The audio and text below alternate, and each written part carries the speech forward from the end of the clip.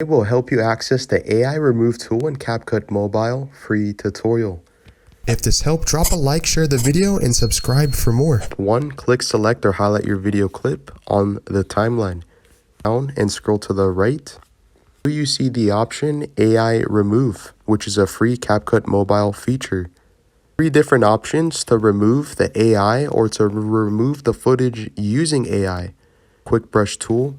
Select on your screen you would like to remove. After you're satisfied, you can click remove completely for free.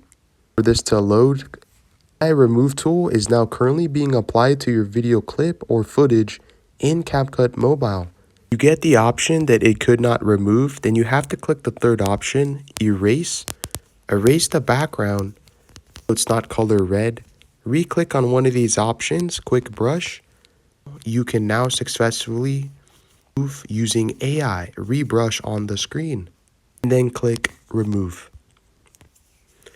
As you can see, it could not generate. This works best to select a person or a subject in your video clip in Capcut Mobile.